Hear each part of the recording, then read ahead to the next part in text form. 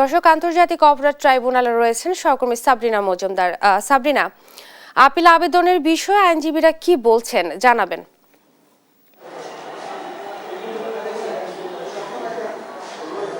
মনি, প্রথমে যদি বলতে চাই যে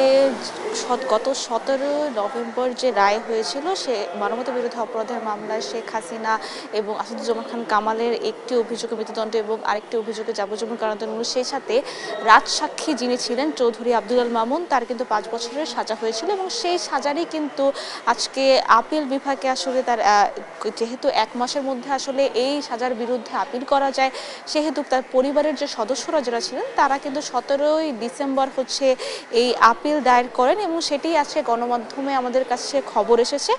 তবে একটি যেটি বিষয় জানিয়ে দিতে চাই যে এখন পর্যন্ত আসলে প্রসিকিউশনের এটি বিষয়ে কি মতামত বা প্রসিকিউশন আসলে কি বলছেন সেটি কিন্তু আসলে আমাদেরকে এখনো জানাননি। তবে এখন যেটি বিষয় জানিয়ে দিতে চাই যে এছাড়াও এই মামলাতে তো কিছুক্ষণ পর আসলে এই ব্রিফিং করবেন, ব্রিফিং করার পর আসলে প্রসিকিউশনের তরফ থেকে আমরা জানতে পারবো যে এই যে সাজার বিরুদ্ধে যে আপিল করা হয়েছে সেটি নিয়ে আসলে তারা কি বলছেন।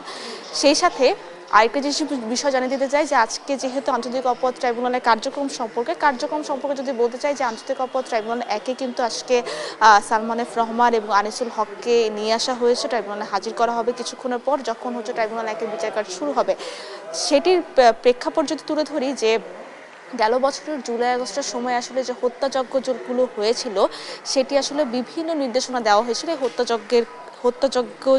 ঘটানোর জন্য, এবং সেই হত্যাযজ্ঞের একটি ঘটনার মধ্যে কিন্তু আছে যে কারফিউ জারি করা হয়েছিল এবং সেই সাথে আমরা জানতে পেরেছিলাম পরবর্তীতে যে বিভিন্ন গণমাধ্যম আসলে বন্ধ করে দেওয়া হয়েছিল।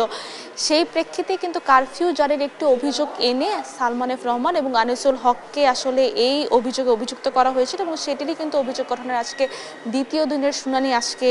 হবে। এবং এখনো যেহেতু বিচার কাজ শুরু হয়নি, যখন আসলে ট্রাইব্যুনাল একে বিচার কাজ শুরু হবে তখন আসলে অভিযোগ গঠনের শুনানির মধ্য দিয়ে আসলে নতুন কি তথ্যপত্র উঠে আসে প্রসিকিউশনের কথায় সেটি আসলে আমরা জানতে পারবো। তো এখন পর্যন্ত আন্তর্জাতিক অপরাধ ট্রাইব্যুনাল থেকে এই ছিল সর্বশেষ। মনে